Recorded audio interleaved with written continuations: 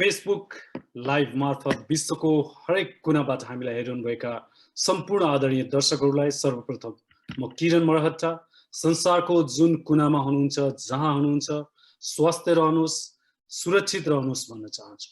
यो विश्वव्यापी pandemic COVID-19 को महामारीले संसार अहिले आहत भएको छ, ग्रस्त भएको छ। तर यो सबैका बीचमा पनि विश्वमा कहिल्यै ननिदाउने सहरको परिचय बोकेको न्युयोर्क सहरबाट म भन्न चाहन्छु, दिस शैल टु पास, यो पनि अन्त्य हुनेछ र मानव जातिले यस्ता विभिन्न प्रकारका कठिन चुनौतीहरूको धेरै पटक इतिहासको गर्तमा सामना गर्दै आएको छ र यो चुनौतीलाई पनि सहज ढङ्गले पार लगाउनेछ। अवश्य विजय हुनेछ एउटा दानवी भाइरसमाथि विज्ञानको। र सुखद खबर, आजको यो लाइभ सुरु गर्नुभन्दा करिब एक दिन अघि हिजो मात्रै अमेरिकामा गरिएको भाइरसको टेस्टको पहिलो चरणको नतिजा सकारात्मक आएको खबरले संसारभरि एउटा उत्साह फैलिएको छ। तर त्यसको अर्थ आजै सबै ठिक भयो होइन, केही राम्रो प्रगति भइरहेको छ भनेर पनि सोचौँ। आदरणीय दर्शकहरू, आजको कार्यक्रम कोरोना भन्दा अलि पर मैले विशेष गरी एउटा टाइटल दिन चाहे, कोरोना बाहेक पनि त जीवन छ। लकडाउन जब न्युयोर्कमा अमेरिकामा सुरु भयो मार्च 16 देखि आज मे 19 सम्म आउँदा सम्भवतः जीवनमा सबैभन्दा धेरै पटक उच्चारण गरिएको शब्द हो लकडाउन। कोरोना आफैमा संसारमै सबैभन्दा ठुलो भय छँदैछ। यो बीचमा आजको संवादमा मैले कोरोनाबाट अलि पर हटेर एउटा प्रेरणाको कथा, एउटा सङ्घर्षको सगरमाथा र यस अफकोर्स सङ्घर्षले दिलाएको सफलता र सम्मान तथा समृद्धिको कहानीका बारेमा चर्चा गर्छु। पूर्वी नेपालको सिराहाको एउटा देहातको निम्न वर्गीय किसानको छोरो आफ्नै मेहनत, लगन र परिश्रमले पुलचोकको इन्जिनियरिङ क्याम्पसको छात्रावासदेखि पूर्वी युरोपको समृद्धिका यात्रासम्म निरन्तर अगाडि बढ्यो। त्यो यात्रा कठिन थियो, चुनौतीपूर्ण थियो, तर ऊ रोकिएन, रोकिएन, बरु थप जोश, उत्साह, उमङ्गका साथ अगाडि बढ्यो, हरेक चुनौतीलाई पार गर्दै। र त्यसैले आज ऊ चुचुरो हो त म भन्दिनँ, तर कमसे कम यति सत्य हो कि आम मानिसले, अधिकांश मानिसले चुम्न चाहने एउटा उचाइ निर्माण गरेको व्यक्तित्व, उद्यमी, समाजसेवी र सामाजिक अभियन्ता डाक्टर उपेन्द्र महतो आजको कार्यक्रममा हुनुहुन्छ। स्वागत छ डाक्टर साहब, नमस्कार। नमस्कार। न्युयोर्कबाट तपाईलाई स्वागत गर्न पाउँदा धेरै एक्साइटेड भएको छु। म धेरै वर्षपछि तपाईसँग फेरि स्क्रिन सेयर गर्ने मौका मिल्यो। हो, म पनि एकदमै उत्साहित छु। वास्तवमा तपाईसँग कन्ट्याक्ट भएको धेरै नै भइसक्यो। अवश्य। र आज यसरी कन्ट्याक्ट हुन पाएकोमा चाहिँ म पनि आफूलाई धेरै नै उत्साहित ठानेको छु। कस्तो हुँदो रहेछ भने डाक्टर साहब, साँझ नेपालमा त 8:30 करिब नै भइसक्यो, 8:45 सायद। तपाईले डिनर, 10 हो। सरी, तपाईले डिनर गरिसक्नु भयो आज? अब यो इन्टरभ्यु पछाडि। इन्टरभ्यु पछि, द्याट्स ग्रेट। म सर्वप्रथम पहिला नै भाउजू र बाबु नानीहरूसँग सरी भन्छु कि आजको डिनर इफ केही मिनेट लेट हुन गएमा मलाई क्षमा दिनु होला। निर्धारित समयभन्दा केही बढी हुन सक्छ आजको संवाद। तपाईको संवाद पछाडि त्यो अझै सजिलो होला। Thank you so much doctor साहब, सो ग्रेट कम्प्लिमेन्ट्स। मैले तपाईसँग अन्तर्वार्ता गर्ने क्षणमा आज धेरै कुरा मिस गरिरहेँ। विशेष गरी गैर आवासीय नेपाली सङ्घका पूर्व अध्यक्ष जीवा लामिछाने दाइ, जसले तपाईले हासिल गर्नुभएका व्यापारिक र व्यावसायिक सफलता, त्यसको पछाडिका चुनौती र सङ्घर्षका धेरै ठुला महाभारतका कहानीहरू, प्रेरणादायी कहानीहरू मलाई सेयर गर्नुभएको थियो, जसबाट मैले तपाईको बारेमा नजिकबाट बुझ्ने मौका पाएँ। मैले आज मिस गरिरहेको छु भीम उदास दाइ पनि। उहाँले भन्नुहुन्थ्यो सधैँ काठमाडौँमा, किरणजी यो गैर आवासीय नेपाली अभियान निर्माणमा हामी जस्ता केही थिङ्क ट्याङ्कहरूको भूमिका त अवश्य छ, तर उपेन्द्र महतो जस्तो एउटा साहसी उद्यमी व्यक्ति नभएको भए यसको प्रभाव र विस्तार असम्भव प्राय थियो भन्नुहुन्थ्यो। र मैले छुटाउनै हुन्न, मेरो अङ्कल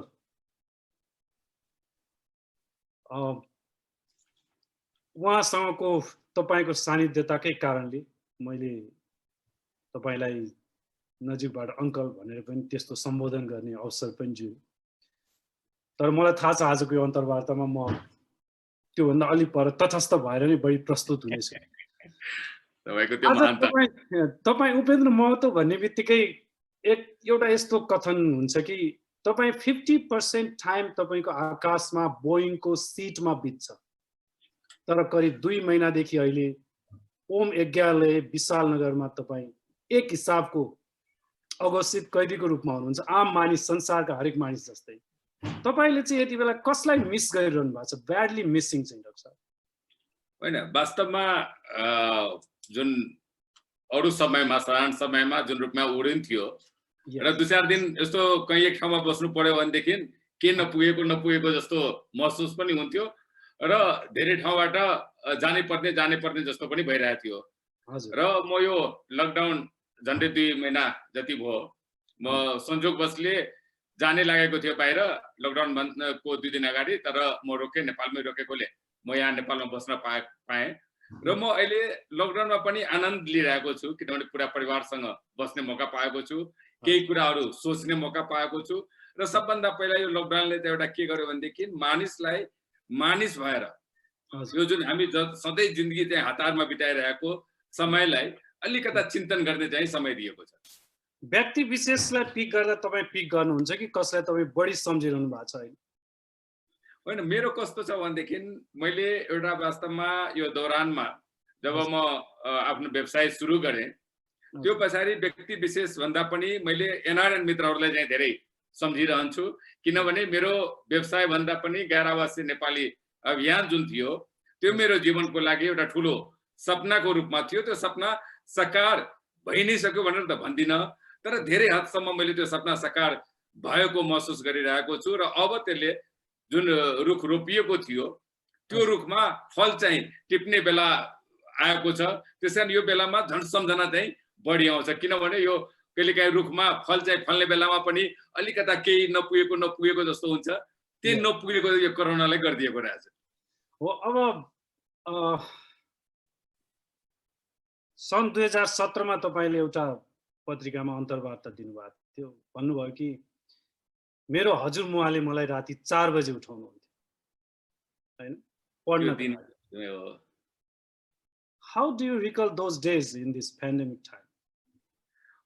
मैले एउटा कुरा के सम्झिन खोज्छु भनेदेखि म एउटा साधारण गाउँ, जुन गाउँ म स्कुलमा पढ्दाखेरि र अहिलेमा धेरै फरकै भइसकेको छैन। अहिले पनि रोड गएको छैन, अहिले पनि स्कुलहरुको हालत त्यही छ, अहिले पनि त्यो अस्पताल मैले एउटा अस्पताल बनाइदिएको बाहेक अरू कुनै किसिमको इन्फ्रास्ट्रक्चर चाहिँ भएको छैन। तर पनि मेरो गाउँको बसाइले र गाउँको त्यही हजुरआमाको तपाईले सम्झाउनु भयो जुन, किनभनेदेखि त्यहाँ बत्ती थिएन, टुकीमा ल्यालटेनमा हामी पढ्थ्यौं र घरमा अरू बेलामा बढी हल्ला हुने, त्यो भएकोले चाहिँ कन्सन्ट्रेसन हुँदैन भनेर राति उठाउने, त्यो कुराले एउटा आज के सम्झाइरहेको छ भनेदेखि गाउँमा बसेर जुन सुख र दुःख भोगेका छौं, अहिलेको समयमा त्यो कुराले मलाई यो धेरै अप्ठ्यारो भयो, धेरै असहज भयो, धेरै दुःख भयो भन्ने चाहिँ महसुस गर्न नदिएको हो। अलिकति तपाईलाई त्यति बेलै अभ्यस्त हुँदै जानु भएर रहेछ। त्यसले मलाई एउटा बेस फाउन्डेसन जुन हुन्छ नि, एउटा मनमा एउटा सोचाइमा त्यो फाउन्डेसन चाहिँ त्यो बेलादेखि नै बसेको मैले महसुस गर्छु। हो, अनि तपाई पुल्चोक क्याम्पस पढ्न आउनुभयो हैन? हजुर। तपाईले एक ठाउँमा कहीँ कतै भन्नुभएको थियो कि अलिकति निम्न वर्गीय किसानको छोराहरूमा एक किसिमको इन्फेरिटी कम्प्लेक्स हुने गर्छ नेपालको समुदायमा विशेष गरी, र त्यो कुरा तपाईले पत्रकार विजय कुमार पाण्डेसँगको एउटा इन्टरभ्यूमा पनि भन्नुभएको थियो सन् 2000 ताक। तर तपाई आज विजय कुमार हुनमा त त्यसलाई तपाईले राम्रोसँग त्यसमाथि विजय हासिल गर्नुभयो, तपाई उपेन्द्र महतो हुनुमा कुन टर्निङ पोइन्ट त्यस्तो आयो कि जहाँ तपाईले त्यो इन्फेरिटी कम्प्लेक्सलाई टोटली विन गरेर तपाई अगाडि बढ्नु? एउटा कुरा के छ भनेदेखि इन्फेरिटी कम्प्लेक्स हुनु स्वाभाविक पनि हो, किनभने गाउँमा शिक्षाको स्तर त्यो हुँदैनन्, एक्सपोजर हुँदैन। त्यसले गर्दाखेरि र त्यहाँको मान्छेहरू सर्भिसमा पनि जाँदाखेरि बिना सोर्सको सर्भिस पाइँदैन भन्ने एउटा मनोबल नै तल खस्काएर जुन बसिरहेको छ, त्यसरी इन्फेरिटी कम्प्लेक्स हुनु चाहिँ स्वाभाविकै हो, त्यसमा पनि साधारण किसान परिवारको मान्छेहरूलाई।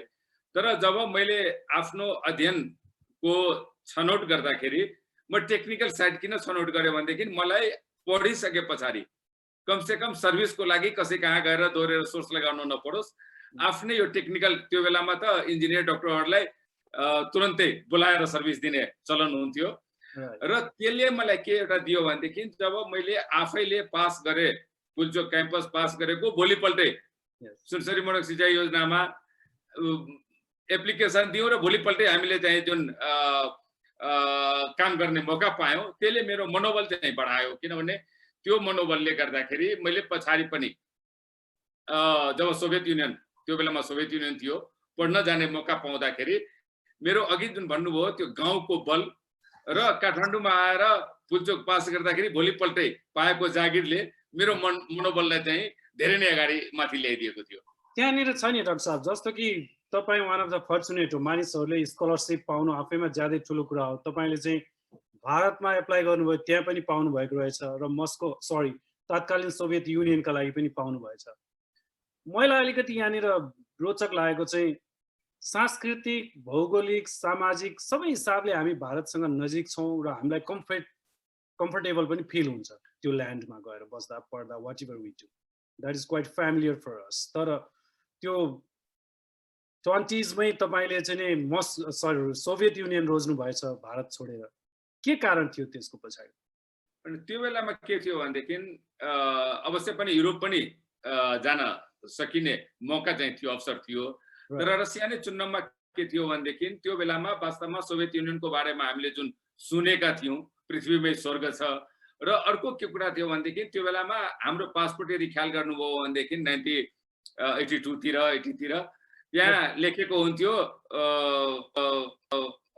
All over Soviet Union, China, Cuba, त्यसरी केही सोशलिस्ट कन्ट्रीहरू, त्यहाँ जानको लागि टुरिस्ट भएर जानुभन्दा पनि स्पेसल केही विशेष फङ्सन नभइकन जान नपाइने। अनि मेरो मनमा एउटा के आएको थियो भनेदेखि त्यहाँ गएर हेर्नु त के हो, आखिर त्यहाँ गएर त्यो हेरे पछाडि त्यो वास्तवमै स्वर्ग हो कि यो भनेको लेखेको मात्रै हो के हो भनेर चाहिँ मैले मनमा ठुलो जिज्ञासा राखेर त्यहाँ नै रोजेँ मैले। तपाईले आफ्नो अध्ययनमा वस्तुस्थितिलाई बढी प्रायोरिटी दिनुभयो? हो, त्यहाँको वस्तुस्थितिलाई। र मलाई एउटा के लागेको थियो भनेदेखि त्यो बेलामा सोभियत भूमि आदि पत्रिकाहरू पनि पढिन्थ्यो, त्यो पढ्दाखेरि जुन सोभियत युनियनको बारेमा जुन भनिन्थ्यो हैन, त्यो हेरौँ भनेर पनि एउटा मनमा ठुलो जिज्ञासा आएको थियो। तपाईलाई तत्कालीन सोभियत युनियनको पावर जो एक हिसाबले पश्चिमाहरूलाई पनि निकै कडा टक्कर दिएर उभिएको थियो र त्यहाँको कम्युनिजम, त्यसले आकर्षित गर्यो कि बढी? होइन, त्यो बेलामा त मलाई यो पश्चिमहरूसँग यिनीहरू जुधिरहेको छ, यिनीहरू एउटै पावरका हुन् भने पनि त्यति ज्ञान थिएन। ज्ञान मैले भने नि, मेरो एउटा जिज्ञासा एउटै के थियो भनेदेखि पृथ्वीमा एउटा सोशलिस्ट कन्ट्री भनेर, कम्युनिस्ट कन्ट्री भनेर जुन चिनिएको छ र त्यहाँ त्यति राम्रो छ, जुन हामीले पत्रपत्रिकाबाट, सोभियत युनियनकै पत्रपत्रिकाबाट थाहा पाउँथ्यौँ, त्यो के हो भनेर जिज्ञासा हो। त्यो वास्तवमा यति शक्तिशाली छ जो अमेरिकासँग पनि युरोपसँग पनि टक्कर लिन सक्छ, त्यति चाहिँ सोचाइ चाहिँ थिएन मेरो त्यो बेलामा। अनि गएर त्यहाँ राजनीति पनि गर्नुभएछ, तपाईँ विद्यार्थी युनियनको महासचिव पनि हुनुभएछ 1983 मा पढ्दा पढ्दै, होइन? हेर्नुहोस्, म सानै उमेरदेखि अलि डरपोक खाले छु, किनभने मलाई कुनै ठाउँमा लड्न जुझ्न एकदमै मन पर्दैन। म सकेसम्म अलिकता कसैले ह्युमिलिटी गरिदियो भने पनि सहेर निस्किने बानी छ मेरो। त्यसले गर्दाखेरि मैले अहिले पनि त्यही बानी छ तपाईको? अहिले पनि हजुर, धेरै हदसम्म त्यही छ। अहिले पनि म लड्न, अलि अब नलडिकन नहुने ठाउँमा त लड्नै पर्छ, तर सकेसम्म लडाइँलाई चाहिँ म अलिकता स्किप गर्छु। अनि त्यसले गर्दाखेरि तपाईँले एउटा कुरा भन्नुभयो सोभियत युनियनमा गएर राजनीति, विद्यार्थी राजनीतिको बारेमा। म कहिले पनि विद्यार्थी हुन्जेलसम्म नेपालमा कुनै पनि राजनीतिमा लागिन। स्कुलमा पनि अनि कलेजमा पनि। तर सोभियत युनियन जाँदाखेरि त्यहाँ विभिन्न विदेशी विद्यार्थीहरूको कस्तो हुन्थ्यो भनेदेखि एउटा छात्र सङ्घ जस्तो।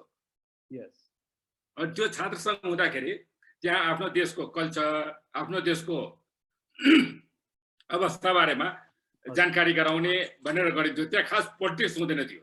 राइट। र त्यसले मलाई जीवनमा धेरै कुरा सिकायो। हजुर। तपाईँ अध्यक्षसम्म हुनुभयो होइन त्यहाँ विद्यार्थी युनियनको? म चाहिँ त्यहाँ कस्तो हुन्थ्यो भनेदेखि 15वटा रिपब्लिक थियो। हजुर। 15वटा रिपब्लिकको आफ्नो आफ्नो च्याप्टर हुन्थ्यो। जस्तो हाम्रो एनआरएनको प्रत्येक देशमा आफ्नो एनसिसी हुन्छ जस्तै हुन्थ्यो। र एउटा पुरा सोभियत युनियन भरिको एउटा छात्र सङ्घ हुन्थ्यो। म चाहिँ पुरा सोभियत युनियन भरिको छात्र सङ्घको अध्यक्ष भएको थिएँ। अलिकति यो म पछि तपाईँ नेपालमा बढी फोकस हुनुभयो त्यसपछिको एउटा 2012 को सायद एउटा तुषारे हिउँदको समय थियो। सेप्टेम्बरको एन्डिङ डेटतिर मैले तपाईँलाई मस्कोमा भेट्ने मौका पाएँ संयोगवश। र त्यति बेला तत्कालीन एनआरएनए अध्यक्ष जीवा लामिछानेजी समेतको सहभागितामा एउटा निकै सुन्दर ठाउँमा डिनर पनि यहाँले होस्ट गर्नुभएको थियो। I remember that was really magnificent time. र त्यो रिबेलकाको एउटा चाहिँ नि संस्कार्या ओखता भन्ने रेस्टुरेन्ट थियो सायद।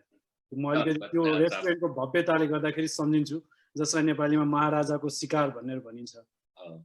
त्यहाँ बाहिर निक्लेपछि तपाईँले त्यो एक किसिमको अत्तरको बास्ना आउने रुखहरू नै रहेछ त्यहाँ आसपासमा पनि, सबै जङ्गलको बिचमा। तपाईँले भन्नुभएको कुरा म अहिले सम्झिन्छु। तपाईँले भन्नुभएको थियो कि मानिसको जीवन प्रकृति जस्तै सुन्दर हुनुपर्छ, तर मान्छेले प्रकृतिलाई पनि जित्ने गरी प्रगति गर्यो भन्नुभएको थियो। आज कोरोनाले त मान्छेको जीवनलाई कति कुरूप बनाइदियो होइन डाक्टर साहब?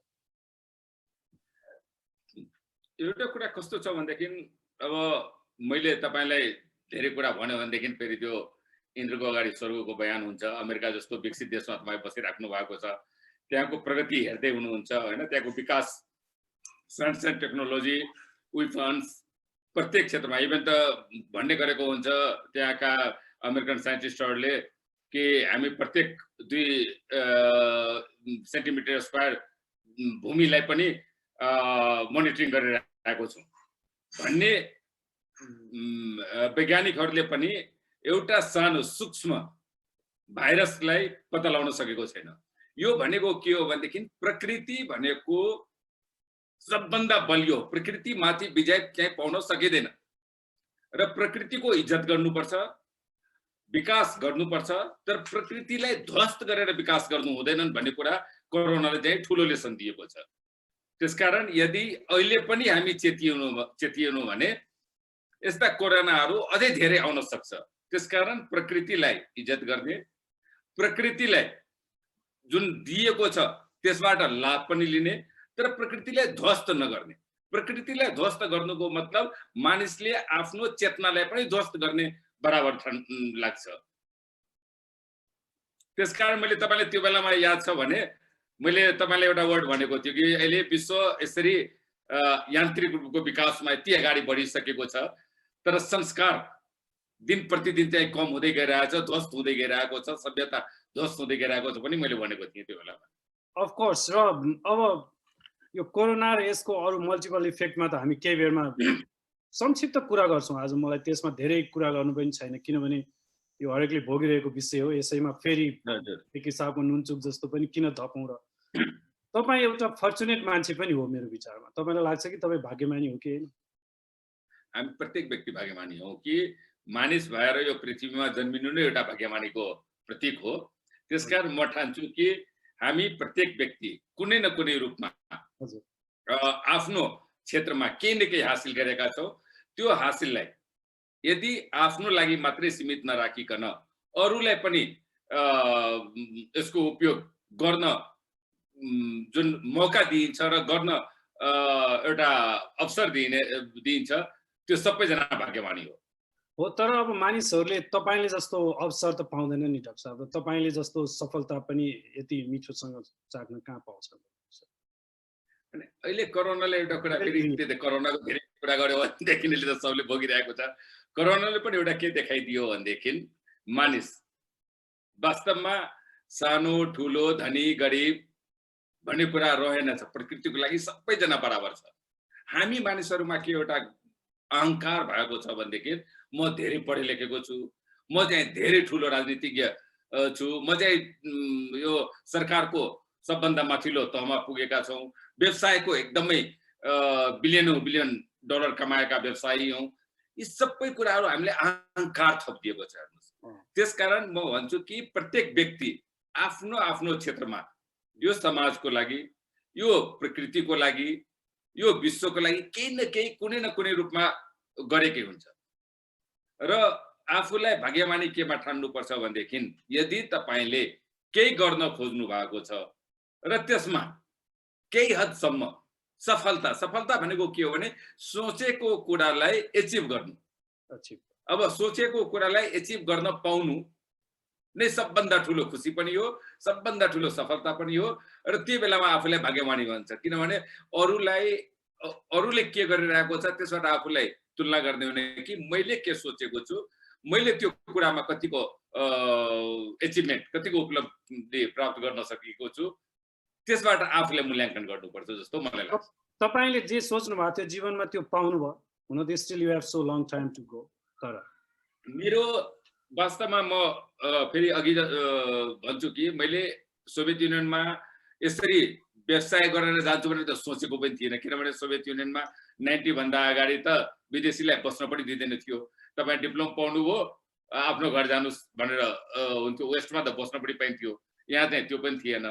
भनेदेखि म त्यहाँ व्यवसाय गर्न जान्छु भनेर होइन, मेरो एउटै सपना के थियो भने म त्यहाँ गएर एउटा इन्जिनियर भएर आउँछु र इन्जिनियर भएर नेपालमा आइसके पछाडि मलाई जागिरको लागि कहीँ चाहिँ गएर भनसुन गर्नु पर्दैन, म राम्रो एउटा ठाउँमा आफ्नो जागिर खान्छु र त्यहाँबाट पाएको तलबबाट आफ्नो जीवन चलाउँछु, आफ्नो परिवार चलाउँछु भनेर गएको हो। तर संजोगवश भनौँ एउटा त्यो बेलाको एउटा विश्वमै धेरै चेन्जेसहरू भएको थियो। त्यसमा पनि सोभियत युनियनमा खास गरेर जुन एउटा न्यू इकोनोमी पोलिसी पेरेस्ट्रोइका भन्ने आयो, जसमा विदेशीहरूले पनि व्यवसाय गर्ने मौका पायो, त्यो मेरो लागि चाहिँ एउटा ठुलो अवसर पनि थियो। र त्यो अवसरमा अवश्य पनि के हुन्छ भने अवसर भनेको कुरा त्यतिकै आउँदैन रहेछ, किनभने अवसर त सबैसँग छ नि, तर इन्ट्युसन हुनुपर्छ त्यो अवसरलाई कसरी क्याच गर्ने भनेर।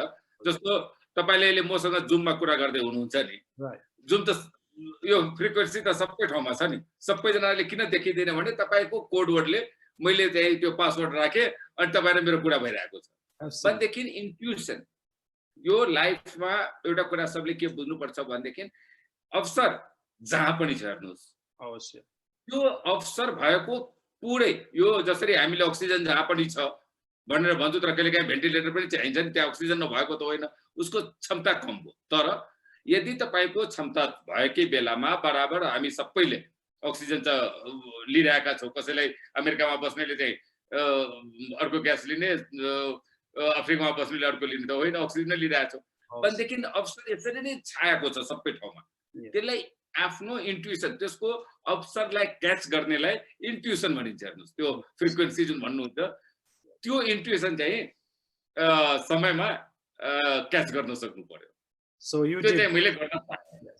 डाक्टर साहब एउटा कुरा के छ भने मैले मेरो अब व्यक्तिगत प्रचार गरेको नटरियोस् कि जीवनमा झन्डै 5500 जति अन्तर्वार्ताहरू गरेँ र धेरै थोरै मानिसलाई म सम्झिन्छु, उनीहरूले मेरो दिमागमा प्रभाव पारेका छन्।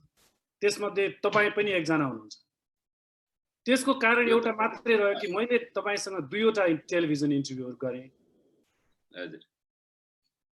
मैले तपाईलाई सम्झिने, स्मरण गर्ने कारण एउटै रह्यो कि तपाईँ मस्तिष्कले होइन मनले जवाफ दिनुहुन्छ। सायद त्यसले गर्दा तपाईँ अलिकति प्रभावशाली हुनुभयो मेरो अन्तर्वार्ता दाताहरू मध्येमा। र मलाई आज पनि विश्वास छ तपाईले हरेक औपचारिक अनौपचारिक प्रश्नको लागि तपाईले जवाफको लागि आफ्नो दिमागको इस्तेमाल गर्नुहुन्न, बरु मेरो प्रश्नलाई तपाईले हृदयको ताल सुनेर जवाफ दिनुहुनेछ। पैसा चाहिँ कति छ तपाईसँग अहिले डाक्टर साहब? यो प्रश्न चाहिँ अप्ठ्यारो होइन, हेर्नुहोस् होइन, तर मैले एउटा सर्टेन टाइम पछाडि काउन्ट गर्न छोडिदिएको छु।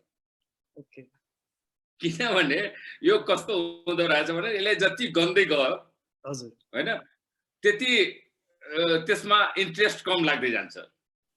त्यसकारण एउटा सर्टेन पछाडि जसरी एउटा राइटरहरूले किताब लेख्दाखेरि 5 वटा 6 वटा 7 वटा 10 वटा लेख्दाखेरि उहाँहरूले खुब आनन्दले भन्नुहुन्छ मैले 10 वटा किताब लेखेँ। तर 100औं किताब लेख्नेले कहिले पनि भन्दैन मैले कतिवटा किताब लेखेँ भनेर भन्दैन। उसलाई सोध्नु भने 100औं भन्छ। त्यसकारण मेरो पनि जीवनको एउटा सर्टेन एजसम्म र सर्टेन लिमिटसम्म यस्तो थियो त्यो एकदमै गनौ जस्तो लाग्ने।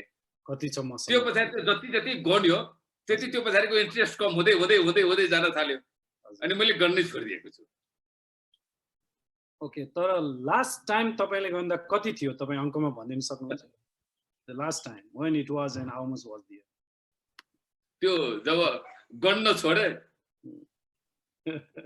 त हेर्नुस् के छ भने मैले आफ्नो बिजनेस जम्मा आफ्नो घरको $300 साथीहरुसँग मागेर $700 सपोर्ट मागेर भनेको थिए। त्यो $1000 बाट मैले आफ्नो बिजनेस सुरु गरेँ।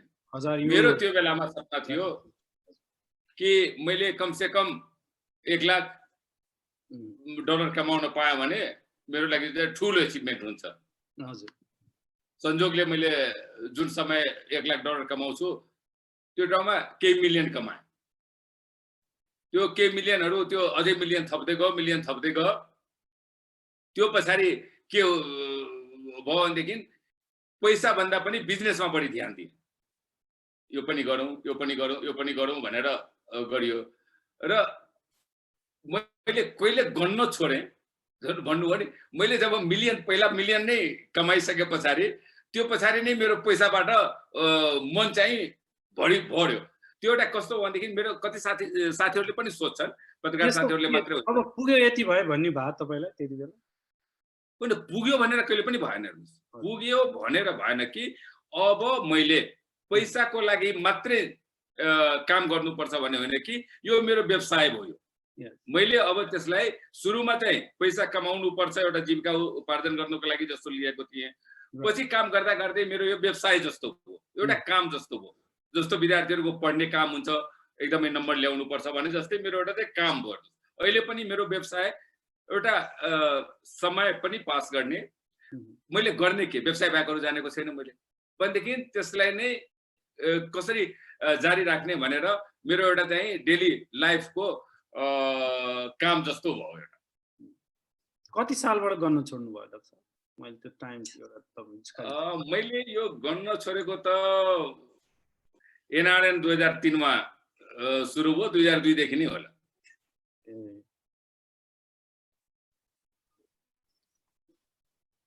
मैले धेरैवटा यो रिसर्चहरु गरे तपाईको आखिरी एक्चुअल प्रोपर्टी कति हो भन्ने बारेमा। अहिले त धेरैवटा साइटहरुले रिसर्च गर्छ। कसैले 1.5 बिलियन, कसैले अलमोस्ट 2 बिलियन, कसैले मोर देन दैट, कसैले 1 बिलियन यस्तो कोट गरेको देखिन्छ कि। So there is really curiosity. Doctor Mahato भन्ने बित्तिकै मानिसहरूले एउटा सम्पन्न व्यक्तिका रूपमा चिन्छन्। तर मैले आजको यो अन्तर्वार्तामा तपाईसँग भएको पैसाका बारेमा मात्रै छलफल गर्न मैले तपाईलाई इन्भाइट गरेको छु होइन, तर सामान्य जिज्ञासा मानिससँग त्यो रहने गर्दछ तपाई या तपाई जस्तै उद्यमीहरुसँग कुरा गर्दा। त्यस कारण मात्रै मैले मौद्रिक कति हो भनेर सोधेँ। अब तपाईले चाहिँ धेरै सोध्नु भयो हैन। म तपाईलाई एउटा के पाचा दिन्छु भनेदेखि यस, जुन मेरो सपना एउटा नेपाललाई समृद्ध देशको रूपमा, धनी देशको रूपमा बनाउने जुन सपना छ र त्यो देशको एउटा नागरिक भएर, साधारण नागरिक भएर जुन बाँच्ने मेरो एउटा ठूलो सपना र इच्छा छ, त्यो दिन समृद्ध नेपालको दिन छिटै आउला। हेर्नुस्, त्यो पनि मलाई लाग्दैन कि यो एकदमै युगो पर्खिनु पर्ला। त्यो आए पछाडी म पहिलो इन्टरभ्यूमा तपाईलाई भन्दिउँला मसँग कति छ। Thank you so much doctor साहब। यो तपाईले अहिले भन्नुभएको कुरालाई म कहाँनिर रिलेट गर्न चाहे भने 2013 को फेब्रुअरी 20 मा सायद एकपटक लन्डनमा तपाईसँग मेरो भेट भएको थियो कुल आचार्यजीको निवासमा। तपाईले त्यो हरियो पासपोर्टको पीडा के हुन्छ एयरपोर्टमा भन्ने बारेमा बडा रोचक ढंगले भन्नुभएको थियो कि मानिस जतिसुकै धनी समृद्ध व्यक्ति भए पनि राष्ट्र समृद्ध नहुन्जेल हामी जहाँ कहीँ हेपी नै रहेछौँ जसरी म आज केही समय एयरपोर्टमा हेपिएको महसुस गरेँ भन्नुभएको थियो तपाईँले, होइन? हजुर, त्यो हरियो हजुर, पासपोर्टको पीडा हामी सबैले भोगिरहेका छौँ, त्यो देश समृद्ध नहुनुको पीडा। हजुर। त्यो त स्वाभाविक पनि हो र एउटा कुरा कस्तो छ भनेदेखि त्यसले नै पनि मानिसलाई जीवनमा घचघचाउँछ। हेर्नुहोस्, एउटा के छ भने कुनै पनि चिजको महसुस आफूले गर्दाखेरि यस, जति पीडा हुन्छ, जति दुःख हुन्छ र जति गहिरो रूपमा महसुस गर्न सकिन्छ, सुनेर गर्न सकिँदैन। र मलाई 2003 को अभियान म फेरि भन्छु कि हाम्रा अग्रज साथीहरू पनि बसेर यसको बारेमा धेरै छलफल गरिएको थियो एनआरएनको, र त्यो एउटा सबभन्दा ठुलो यो पीडाले नै पिरोलेर यसमा अगाडि बढ्नको लागि त्यति साहस र शक्ति हामीले पायौँ। एनआरएनए को इस्टाब्लिसमेन्टमा पनि यो सेन्टिमेन्टको भूमिका छ, होइन डाक्टर साहब? यो सेन्टिमेन्टको मात्रै भूमिका छ। यस, थ्याङ्क यू। यदि भन्ने हो भनेदेखि एनआरएन मुभमेन्ट कसरी सुरु भयो र किन सुरु भयो भन्दाखेरि यो कुराले गर्दाखेरि मात्रै सुरु भयो र यो कुरालाई अन्त गर्नको लागि मात्रै सुरु भएको छ। एब्सोल्युटली। अब त्यसको हामी कहाँनिर छौँ म लास्टमा सोधौँला, त्यसमा बारेमा धेरै छलफल भइसकेका छन् डाक्टर साहब। अब तपाईँले त्यो व्यावसायिक यात्राको कुरा गर्दा जब तपाईँ आफ्नो सोयल मेकानिक्समा पिएचडी सक्नुभयो मिन्स्कबाट बेलारुसमा, एउटा क्रुड ओइलको तपाईँले डिल पाउनुभयो, होइन? डु यु थिङ्क त्यो तपाईँको लाइफको एन्टरप्रेनरसिपको एउटा ह्युज टर्निङ पोइन्ट थियो? मेरो के थियो भनेदेखि सबभन्दा पहिला त मैले इलेक्ट्रोनिक्सबाट सुरु गरेँ, होइन? इलेक्ट्रोनिक्समा त्यो बेलामा किनभने सोभियत युनियनलाई वेस्टर्न कन्ट्रीहरूबाट केही टेक्नोलोजीहरूको प्रतिबन्ध थियो, अनि विदेशीहरूले नै इलेक्ट्रोनिक्स सामानहरू ल्याइदिने, त्यहाँ बेच्ने भइरहेको थियो, र मैले सुरुवात त्यसबाट गरेँ। र तपाईँले सही भन्नुभयो, मेरो सोयल मेकानिक्स विषय भएको हुनाले, र पहिला सोभियत युनियनमा के हुन्थ्यो भनेदेखि यदि कसैलाई गभर्मेन्ट मान्छेलाई पनिसमेन्ट गर्नु पर्यो, एकदम खराब ठाउँमा पठाउनु पर्यो भनेदेखि साइबेरियातिर जहाँ वाइल्डको एक्सप्लोरेसन हुन्छ त्यहाँ पठाउँथ्यो। अनि उनीहरूसँगको सम्बन्ध चाहिँ मेरो सोयल मेकानिक्सले गर्दाखेरि मेरो प्रोफेसरसँग उनीहरूसँग पनि सम्बन्ध थियो, र मैले त्यो बेलामा जुन रिफाइनिङ फ्याक्ट्री गभर्मेन्टको मात्रै त्यहाँ हुन्थ्यो, र त्यसमा मैले कोटा पाउनु र रसियासँगको सम्बन्धमा मैले क्रुड ओइल एक्सप्लोरेसन कम्पनीसँग मेरो सम्बन्ध हुनु, त्यो मेरो चाहिँ बिजनेसको कमाइमा, बिजनेस होइन कि बिजनेसको कमाइमा चाहिँ टर्निङ पोइन्ट हो। त्यो त्यहाँको राजनीतिज्ञहरूसँग, उच्च तहको राजनीतिज्ञहरूसँग तपाईँको घनिष्ठ सम्बन्धले ठुलो काम गरेको थियो तपाईँको समृद्धिमा भन्छन्। यसमा अलिकति एउटा कुरा कस्तो हुन्छ भनेदेखि हेर्नुहोस्, कुनै पनि देशमा राजनीतिज्ञहरूसँगको सम्बन्ध तपाईँलाई काम गर्नको लागि धेरै किसिमबाट सहयोग चाहिँ गर्छ, होइन? एउटा आत्मबलको पनि कुरा आउँछ, होइन? एउटा केही इन्फर्मेसनका पनि कुरा हुन्छ र केही सहयोगको पनि कुरा हुन्छ। र मैले जुन तपाईँले अघि पनि भन्नुभएको थियो, सोभियत युनियनमा म एकपल्ट छात्र सङ्घको अध्यक्ष पनि भएको थिएँ, त्यो बेलामा पनि मेरो केही हाई लेभलहरूसँग कन्ट्याक्ट पनि भयो, र म आफूमा पनि पढाइमा पनि राम्रो थिएँ।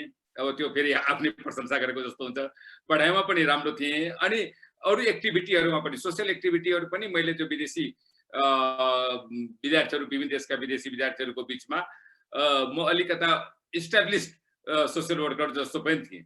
ती कुराहरूले गर्दाखेरि मेरो सम्बन्ध पनि राम्रो भयो, र यसमा उनीहरूको सपोर्ट पनि पाइयो, फेभर पनि पाइयो, र यसले मलाई चाहिँ बिजनेस गर्न अवश्य पनि सहयोग, ठुलो सहयोग चाहिँ पुर्यायो। हो, यहाँनिर सम्बन्धको कुरामा चाहिँ मैले एउटा कुरा थप दिन चाहन्छु, मैले त्यो सम्बन्धलाई गलत रूपमा कहिले पनि युज गरिनँ।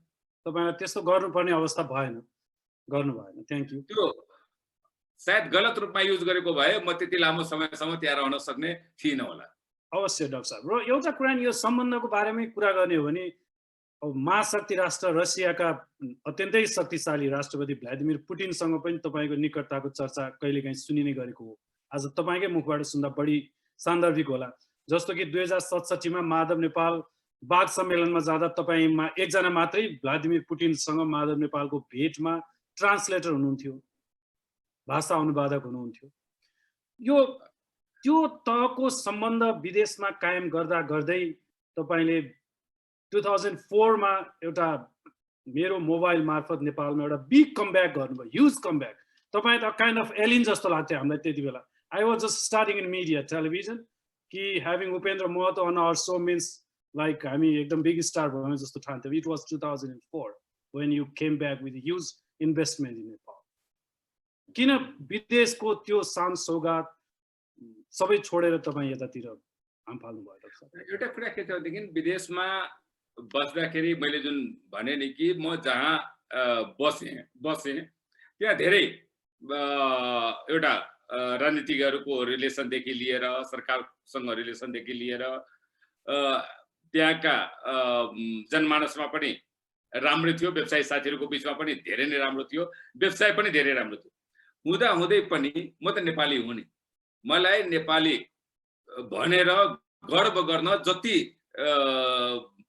अप्ठ्यारो फिल मैले गर्थेँ त्यो मेरो अवस्थाले गर्दाखेरि नगर्नुपर्ने थियो, किनभने म सम्पूर्ण रूपमा उनीहरूभन्दा कम थिइनँ।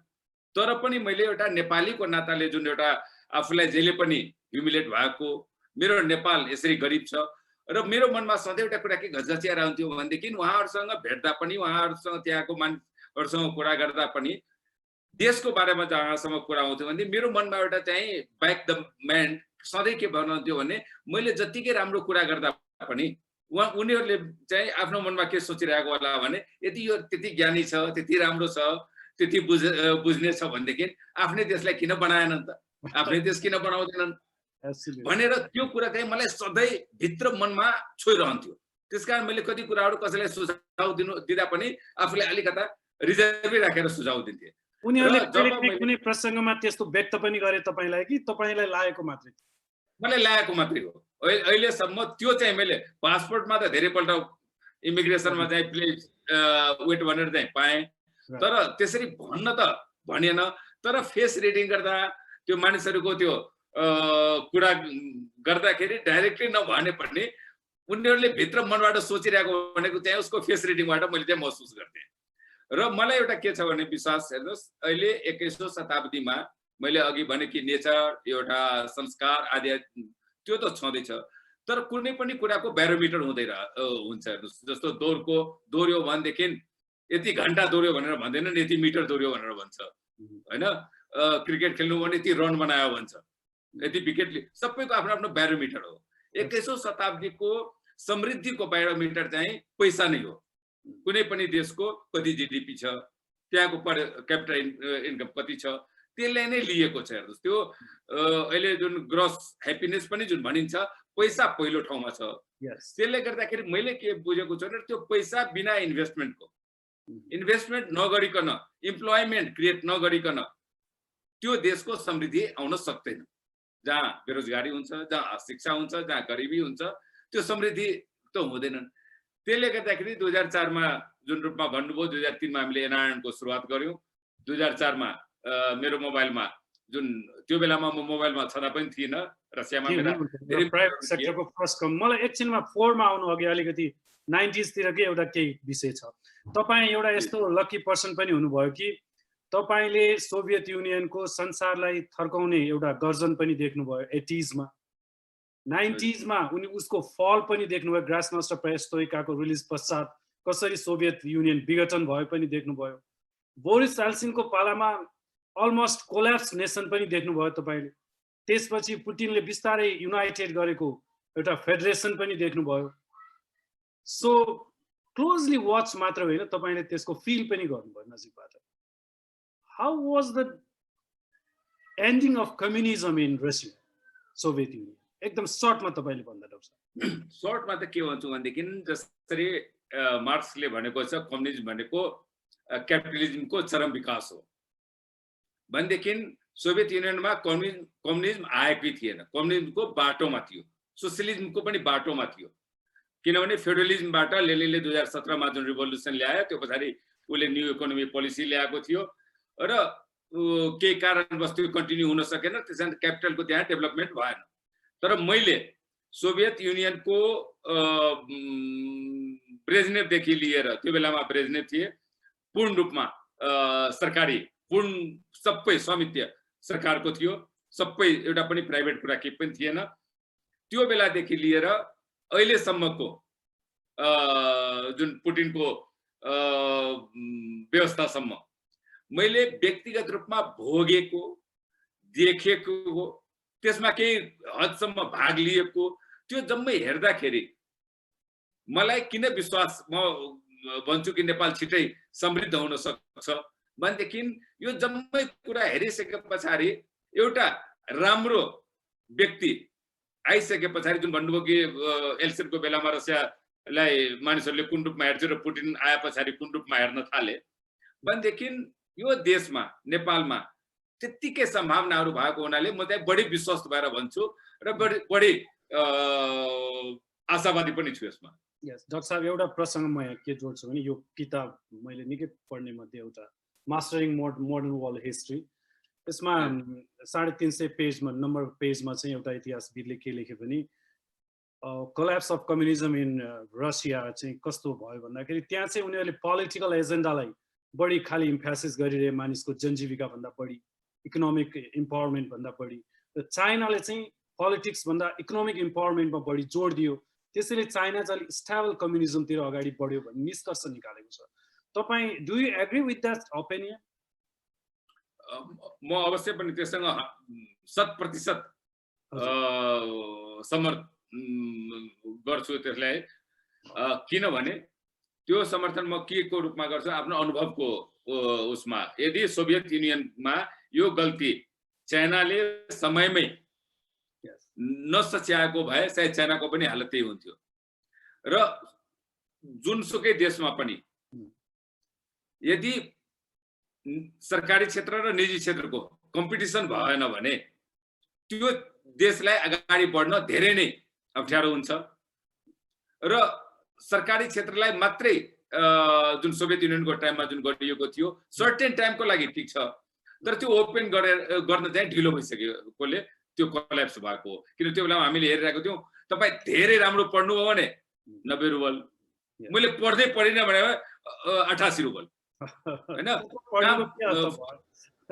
होइन फोर्थ इयरमा पुग्न पाएको छैन, सबको चाहिँ कहाँ काम पाउने भनेर चाहिँ सबको अफिसबाट इम्प्लोइमेन्ट लेटर चाहिँ आइसक्थ्यो। भनेदेखि कम्पिटिसन भनेको गर्नुपर्छ भन्ने भावना नै हराइसकेको थियो। तर इन्ट्रेस्टिङ एउटा तपाईँको पर्सनल लाइफलाई एनालाइज गर्ने हो भने चाहिँ अलिकति फरक पिक्चर म देख्छु डाक्टर साहब। जस्तो कि त्यहाँ एउटा यस्तो विध्वंसकारी अवस्थामा तपाईँ चाहिँ नै राइज हुँदै हुनुहुन्थ्यो कि पुटिनले भने चेचन विद्रोहीहरूलाई विशेष गरी तिमीहरू बाथरुमभित्र छौ भने पनि त्यहीँबाट निकालेर मार्छौँ भन्ने जस्ता कडा अभिव्यक्ति दिएर उनले त्यो विद्रोहलाई साम्य पारेका थिए। त्यो अवस्थामा त्यति टेरराइज भइरहेको टाइममा त्यो सोइलमा हाउ इज इट पोसिबल कि तपाईँले चाहिँ एउटा एम्पायर क्रिएट गर्नुभयो? एउटा कुरा त मैले भने नि अपर्च्युनिटी सबै ठाउँमा हुन्छ। सायद म गरिब देशको नागरिक भएकोले पनि मलाई त्यो हिम्मत आएको हो कि मैले यदि त्योभन्दा बढी सुविधाजनक मेरो देश भएको भए सायद म त्यो सहेर बस्न सक्ने अवस्थामा हुन्थिनँ होला, म आफ्नै देश फर्किन्थेँ होला। तर मलाई के थियो भनेदेखि आखिर यहाँ जति मैले दुःख पाइरहेको छु अथवा जति यहाँ खतरा छ त्योभन्दा कम खतरा मेरो म देशमा गए पछाडि हुन्छ भन्ने चाहिँ मलाई विश्वास नभएर त्यो आत्मबल जुन शक्तिले मलाई एउटा भित्रबाट यही बस केही गर, यहाँ केही तिमीले सिक्छौ केही कमाउँछौ भने यो भोलि देशकै लागि हो, त्यसको लागि काम लाग्छ भनेर चाहिँ त्यो बल मलाई बलले गर्दाखेरि म त्यहाँका खतराहरू पनि लाई अलिकता अनदेखा गरेर बस्न पाएको बस्नुभयो। 2007 मा एउटा निकै टर्निङ पोइन्ट आयो तपाईँको करियरमा। तपाईँ रसियन फेडरेसनले दिने एउटा ज्यादै प्रतिष्ठित म्यानेजर अफ द इयर 2007 बाट तपाईँ अवार्डेड हुनुभयो and you are the first foreign national to receive that prestigious award. 1970 बाट दिन थालिएको पुरस्कार रहेछ त्यो। So how that was possible? तपाईँ पहिलो विदेशी नागरिक हुनुहुँदो रहेछ त्यो पुरस्कार पाउने। अनि कस्तो हुन्छ भनेदेखि मैले आफ्नो व्यवसाय मैले जुन बेलामा आफ्नो व्यवसाय सुरु गर्दाखेरि सेक्रेटरी पनि आफै, डाइरेक्टर पनि आफै, स्टोर किपर पनि आफै गर्दै एउटा लर्निङ बाई डुइङ हो। मेरो कुनै इकोनोमिक एजुकेसन पनि छैन, म कुनै एउटा अमेरिका या युरोपको चाहिँ एकदमै रिनाउन्ड युनिभर्सिटी पनि सकाएको छैन, बिजनेस सम्बन्धी कुनै कोर्स पनि गरेको छैन, तर लर्निङ बाई डुइङ हो। र एउटा जुन इन्ट्युसनको मैले कुरा गरेँ त्यसले गर्दाखेरि जुन मैले आफ्नो कम्पनीहरूको स्ट्रक्चर जुन रूपमा मैले कम्पनीहरू चलाउन सकेँ र जुन कम्पनीको पर्फर्मेन्स हेरेरै त्यो अवार्ड दियो र त्यो अवार्ड दिँदाखेरि पनि मलाई लाग्थ्यो सायद आफू पनि अझै पनि त्यो पाउन योग्य हो कि होइन, अझै पनि धेरै गर्नु छ, अझै पनि पुगेको छैन जस्तो महसुस भइराख्ने। तर मैले प्रत्येक कम्पनीमा व्यक्तिगत रूपमै एउटा लिडरसिपमा जहिले पनि इन्भल्भ चाहिँ मैले भइराखेँ। कहिले पनि त्यो कम्पनीहरू छ भनेदेखि अरूहरूले चलाओस्, प्रोफेसनलले मात्रै चलाओस्, टिमले मात्रै चलाओस्, टिमसँगै म चाहिँ जहाँ पनि इन्भल्भ चाहिँ भइराखेँ। एउटा टेलिभिजन कम्पनी पनि थियो नि होइन तपाईँहरूको, रुबिन भन्ने? त्यो पनि मेरो एउटा टर्निङ पोइन्ट हो बिजनेसको। त्यो एक समय त्यहाँको one of the best selling TV set थियो। How is the market? त्यहाँको कस्तो थियो भनेदेखि त्यो रुबिन भनेको प्राय सोभियत युनियनको टाइममा सबैको घरमा त्यो टिभी भयो भने रुबिनी टिभी हुन्थ्यो। त्यो किन गभर्मेन्टको फ्याक्ट्री थियो र त्यो पनि मेरो लाइफको एउटा ठुलो टर्निङ बिजनेसको टर्निङ पोइन्ट भएको थियो। क्रुड ओइल पछाडि जब मैले त्यहाँको सरकारले उसले प्राइभेटाइज गर्दाखेरि त्यो फ्याक्ट्री को 190% सेयर हामीले लिन सफल भयौँ। त्यो हुँदाखेरि त्यो बेलामा झन्डै 1 मिलियन टिभी। आदरणीय दर्शकहरू, हामी डाक्टर उपेन्द्र महतोसँग कुराकानी गरिरहेका छौँ। गर्थ्यो त्यो मस्कोमै थियो, मस्कोको चौकी। त्यो बेला अनि जुन मस्कोको फ्याक्ट्रीलाई हामीले वर्ल्डकै एउटा ठुलो इलेक्ट्रोनिक सुपर मार्केटको रूपमा परिणत गर्न सफल भयो, जुन अहिले पनि रसियाको नाउँ लिँदाखेरि यदि गर्वस्का भनेर हेर्नुभयो भनेदेखि एउटा इलेक्ट्रोनिक सुपर मार्केटको त्यहाँको डेस्टिनेसनकै रूपमा लिइन्छ। त्यो पनि मेरो लागि एउटा ठुलो सौभाग्यको कुरा थियो र मैले त्यसमा जे गर्न पाएँ, सायद त्यही गर्दाखेरि त्यो पछाडि मैले जुन तपाईँले अवार्डको कुरा गर्नुभयो त्यो रुबिनको इस्टाब्लिसमेन्ट पछाडि मैले अवार्ड त्यो पाएको। त्यो कम्पनीको कन्ट्रिब्युसन थियो तपाईँ त्यो अवार्डेड हुनुमा। डाक्टर साहब, अर्को एउटा विषय चाहिँ यहाँनिर उठाउनै पर्ने, यद्यपि इन्टरनेटले केही हो ठुलो थियो किनभने डाक्टर साहब अर्को एउटा प्रसङ्ग के छ भने नेपाल आएपछि तपाईँले जुन आर्थिक क्रान्तिका लागि आफ्नो इन्भेस्टमेन्ट, एउटा ठुलो इन्भेस्टमेन्ट ल्याएर विभिन्न सेक्टरमा आफूलाई एउटा लगानीकर्ताको रूपमा उभ्याइरहनु भएको छ। सो एज बिफोर द्याट तपाईँको बेलारुसमा एउटा रसियन ट्र्याक्टरको फ्याक्ट्री र जुन डोजर भ्याकुहरू प्रोडक्सन गर्ने, त्यहाँ करिब 10,000 मानिसहरू काम गर्ने रहेछन्, तर एकजना पनि नेपालीलाई तपाईँले त्यहाँ रोजगारी दिनु भएन छ। त्यस्तो किन तपाईँले गर्नुभयो? द्याट काइन्ड अफ तपाईँलाई नेपाली हुनुका नाताले केही नेपालीहरूलाई पनि यहाँ रोजगारी दिउँ भन्ने लागेन? अनि तपाईँलाई के छ भनेदेखि बेलारुसमा नेपालीहरूको सङ्ख्या नै कम छ र जुन नेपालीहरू छ त्यहाँ प्राय सबै नेपालीले सानै रूपमा भए पनि आफ्नै व्यवसाय गरेर बसिरहेका नेपालीहरू छन् त्यहाँ। र त्यसले गर्दाखेरि त्यही भएका नेपालीहरू भएको भए अवश्य पनि त्यहाँ काम गर्थे होला, तर सङ्ख्या पनि कम भएको र सङ्ख्या कम भएकोमा पनि आफ्नै व्यवसाय गरेर बसिरहेको हुनाले कुनै नेपालीले कामको आवश्यकता भएन। र त्यो फ्याक्ट्रीको जुन रोड इक्विपमेन्ट्स फ्याक्ट्री छ, जुन फ्याक्ट्रीमा बाहिरबाट जस्तो नेपालबाट त्यहाँ लिएर गयो भनेदेखि लङ्गेज प्रब्लम, वेदर प्रब्लम, त्यहाँको गभर्मेन्टको एउटा वर्किङ पर्मिटको प्रब्लम, त्यसले गर्दाखेरि बाहिरबाट लिएर जाने अवस्था चाहिँ त्यहाँ चाहिँ भएन। अब 2004 मा जब हामीले अघि कुरा गरिरहेका थियौँ कि स्पाइस नेपाल मेरो मोबाइलमा तपाईँले नेपालकै पहिलो प्राइभेट सेक्टरको मोबाइल कम्पनी इस्टाब्लिसमेन्टमा तपाईँको एउटा निकै ठुलो भूमिका रह्यो।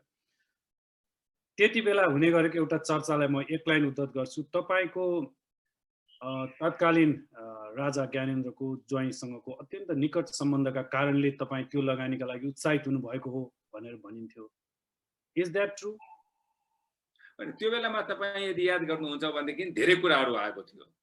ब्ल्याक मनीलाई व्हाइट मनी गर्न खोजेको, त्यो पोलिटिकल एम्बिसन भएको, त्यहाँ राजाको ज्वाइँसँगको सम्बन्ध भएको, डिफ्रेन्ट कुराहरू थियो।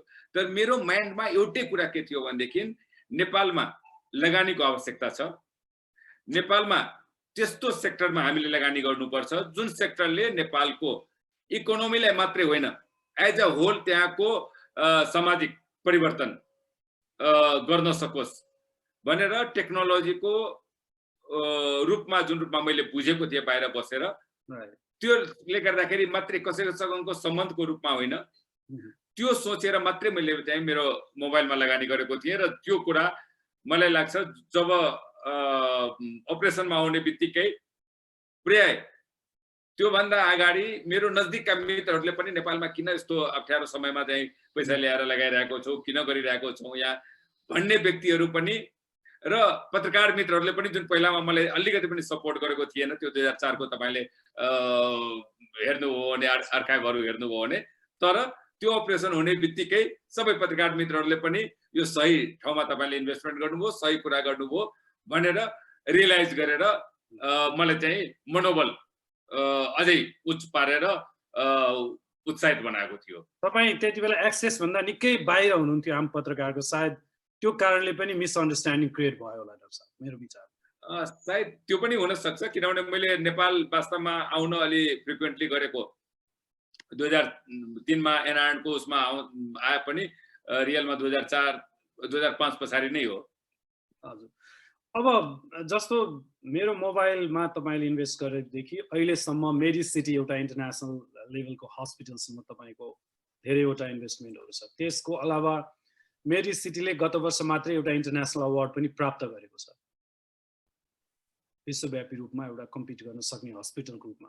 मैले जान्न चाहेको कोरोना फैलिँदै गर्दा अधिकांश प्राइभेट हस्पिटलहरूले बिरामीलाई बेड छैन भनिदिने, एम्बुलेन्स नलगिदिने वा उपचारका लागि चाहिँ आफू तयार नभएको, कतिपयले ढोकै बन्द गरिदिएको, त्यस्ता अमानवीय प्रकृतिका जुन स्वास्थ्य क्षेत्रमा कल्पनै गर्न नसकिने एउटा अमानवीय प्रवृत्ति हो त्यो डाक्टर साहब, त्यो बारेका समाचारहरू निरन्तर प्रवाह भए आजभन्दा करिब 1-1.5 महिना अगाडि जब कोरोना सुरुमा देखिन थाल्यो नेपालमा। तपाईँ पनि त्यसको पार्ट हुनुहुन्थ्यो एउटा, कि तपाईँको के स्ट्राटेजी छ कोरोना फैलिँदै गर्दा तपाईँ एउटा हस्पिटलको एउटा उच्च तहको व्यक्तित्वका नाताले? नट ओन्ली मेडिसिटी, तपाईँ अरू हस्पिटलमा पनि इन्भल्भ हुनुहुन्छ, तर that was an inhuman behaviour shown by the hospitals. Please. एउटा कुरा त कस्तो छ भनेदेखि यदि तपाईले स्वास्थ्य क्षेत्रमा लगानी गर्नुहुन्छ र यसलाई फुल्ली कमर्सियली रूपमा लगानी गर्न चाहनुहुन्छ भने स्वास्थ्य क्षेत्रमा हातै हाल्नु हुँदैन। स्वास्थ्य क्षेत्र भनेको धेरै क्यापिटल चाहिने, लामो समयसम्म उसको रिटर्न आउने त्यस्तो धैर्यता चाहिन्छ र सामाजिक रूपमा आफूलाई म चाहिँ समाजलाई के गर्न चाहन्छु र त्यो जबसम्म मनमा भएन भने यसलाई सोसियो कमर्सियल प्रोजेक्टको रूपमा यदि त्यसमा लगानी गर्दैनन् भने त्यो स्वास्थ्य क्षेत्रमा हात हाल्नु हुँदैन। जुन न्युजहरू तपाईले भन्नुभयो, मैले पनि यहाँ नेपालमै थिएँ त्यो बेलामा, धेरै कुराहरू मैले पनि सुनेको थिएँ, तर वास्तविकता त्यो थिएन। वास्तविकता के छ भनेदेखि केही कुराहरू बुझ्नु पनि पर्छ। एउटा कुरा कस्तो छ भने नेपाल सरकारले कोभिडको लागि केही विशेष अस्पतालहरूलाई छानिएका छन् र त्यो सही पनि हो। अहिले पनि नेपाल सरकारले इभेन पीसीआर भनेर जुन भन्नुहुन्छ त्यसको चेक गर्ने पनि सरकारलाई मात्रै दिएको छ, प्राइभेट हस्पिटलहरूलाई दिएको छैन। भनेदेखि प्राइभेट हस्पिटलहरूलाई फिभर क्लिनिक भनेर भनिन्छ। कोभिडलाई पहिला कसैलाई ज्वरो आएको छ भने त्यसको, र त्यहाँ पनि के भनिएको छ भने यदि उसको कोरोनाको सिम्पटम धेरै मिल्दोजुल्दो छ अथवा उसको कोरोनाकै पोजिटिभ भयो भने त्यो सम्बन्धित अस्पतालमा पठाइदिन भनेर भनिएको छ। त्यो बेलामा केही अस्पतालहरूमा हुन सक्छ जानेर, त म भन्दिन, नजानेर थाहा नपाएर, कतिखेर कोरोनाको नबाटै मान्छे यति त्रसित थिए त्यो बेलामा, हुन सक्छ कसैलाई त्यो 1-2टा घटना हुन सक्छ। तर त्यो घटना यति कम छ कि यदि तपाईले अहिले खोज्दै जानु हो भने मलाई मुस्किलले यदि 2-3 पनि त्यसरी पाउनु हो भने धेरै हो। त्यसकारण मलाई के लाग्छ भने निजी क्षेत्रका 70% जति सर्भिस अहिले निजी क्षेत्रले दिइरहेको छ नेपालमा स्वास्थ्य क्षेत्रमा। र जबसम्म सरकार अहिले अस्पतालको यो स्वास्थ्य क्षेत्रको कुरा गर्ने हो भने नेपालको भविष्य हाइड्रो पावर त छँदैछ, त्यो बलको स्वास्थ्य, शिक्षा, पर्यटन, एग्रिकल्चर, यो मेन हो। हेर्नुस्, यो ब्याकबोन हो, पिलर हो हाम्रो। यो स्वास्थ्य क्षेत्रमा सरकारी अस्पतालहरू पनि राम्रो हुनुपर्छ, बलियो हुनुपर्छ, पूर्ण रूपमा एउटा आधुनिक प्रविधि मात्रै होइन, इन्फ्रास्ट्रक्चर सहित हुनुपर्छ। र नेपालमा जब गभर्नमेन्ट र प्राइभेटको बराबरी कम्पिटिसन हुन्छ अनि मात्रै दुवै क्षेत्र अगाडि बढ्छ र राम्रो गर्न सक्छ। त्यसकारण यो कुराहरू जुन आएको थियो, मैले पनि धेरै ठाउँमा मेडिसिटी कुनै दिन पनि, अहिले पनि, सुरुवातको दिनमा पनि, कहिले पनि हामीले कुनै पनि पेसेन्टलाई यहाँ अर्को ठाउँ जानुस्, यहाँ हामी हेर्दैनौँ, हाम्रा डाक्टरहरू, म त उहाँहरूप्रति धेरै नै आभार प्रकट गर्न पनि चाहन्छु। नेपालमा त्यस्तो सीमित साधन स्रोत हुँदा पनि आफ्नो जीवनलाई खतरामा राखेर जुन रूपमा उहाँहरूले काम अस्पतालहरूमा गरिरहेका छन् र सुरुवातदेखि नै, त्यो त धेरै नै सराहनीय छ। मलाई लाग्छ विकसित देशहरूमा पनि यो कुराहरू चाहिँ सिक्नु पर्नेछ नेपालीहरूबाट। अवश्य। डाक्टर साहब, एकदम क्लाइमेक्सतिर पनि हामी आछौँ। एनआरएनको विषयमा थोरै म एक दुईटा मात्रै प्रश्न गर्छु, तर त्योभन्दा अगाडि एउटा इन्फर्मल नै सही, तपाईँ रुनु भएको छ जीवन? मैले धेरैपल्ट रोएको छु। बच्चामा चाहिँ क्लासको फी तिर्न नतिरिकन नाम काटिएकोमा रोएको छु। मेरो धेरै कम उमेरमा आमा बित्नुभयो, त्यसबाट मलाई धेरै रोएँ त्यसबाट। र नेपालको अब त अलिकता नेपालसँग धेरै नै सम्बन्धित भइसकेकोले अलि चाहिँ रोए कम छ। तर मैले बाहिर बस्दाखेरि जुन एउटा आफूलाई कसैभन्दा पनि कम महसुस नहुने, आर्थिक रूपमा पनि, बौद्धिक रूपमा पनि, एउटा शैक्षिक योग्यताको रूपमा पनि, तर देशको अवस्थाले गर्दाखेरि जुन हाम्रो मूल्याङ्कन गरिन्थ्यो र त्यो किसिमको व्यवहार हेर्दाखेरि पनि बराबर रुन मन लाग्ने होइन कि आँखाबाट आँसु आउँथ्यो। पछिल्लो पटक के घटनामा रुनुभयो, याद छ तपाईलाई?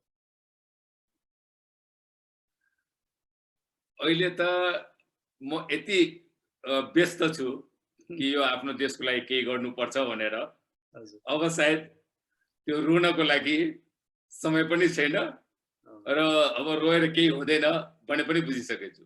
नेपालमा पनि तपाईको पोलिटिकल एम्बिसनका बारेमा चर्चा हुन्छ। तपाईँ विशेष गरी पुष्पकमल दाहाल प्रचण्ड, एमालेमा माधव नेपाल, यता नेपाली कङ्ग्रेसमा पहिला सुशील कोइराला हुँदा सुशील कोइरालासँग तपाईको एकदमै घनिष्ठ उठबस र त्यो पोलिटिकल अट्याचमेन्टलाई लिएर धेरै कुरा हुन्थ्यो। यो उच्च स्तरको पोलिटिकल कनेक्सन मात्रै हो कि तपाईको आफ्नो एम्बिसन पनि छ राजनीतिमा, डाक्टर साहब? मैले अहिले मात्रै होइन, जब एनआरएनको सुरुवातदेखि नै मैले भन्दै आएको छु, मेरो कुनै पनि राजनीतिक एम्बिसन छैन।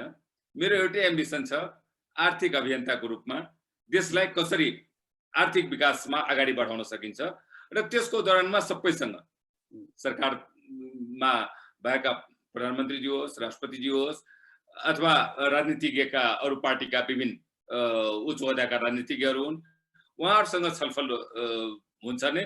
र नेपाल सानो छ, संसारै सानो भइसकेको छ, त्यसो भए नेपाल सानो हुँदाखेरि उहाँहरूसँग पर्सनल रिलेसन पनि उठबस पनि हुनु स्वाभाविक नै हो। तर राजनीतिक एम्बिसनले पनि होइन, उहाँहरूको सम्बन्धलाई आफ्नो व्यवसायमा, आफ्नो स्वार्थमा उपयोग गर्नको लागि पनि होइन। उहाँहरूसँग चन्दा चाहिँ कति दिनुहुन्छ तपाईँ पार्टीहरू? चन्दा भनेको कुरा कस्तो हुँदो रहेछ भनेदेखि जोसँग जे छ त्यही दिने हो। हेर्नुहोस् होइन, मसँग पैसा छ, कसैलाई आवश्यकता पर्छ, कोहीले माग्छ, कसैलाई दिइन्छ। धेरै दिनुहुन्छ होला तपाईले? त्यो दिनेमा चाहिँ मेरो हात चाहिँ अलिकति खुलै छ। यस डाक्टर साहब, एउटा कुरा, हात खुला हुनको लागि मन पनि ठुलै हुनुपर्छ। No doubt.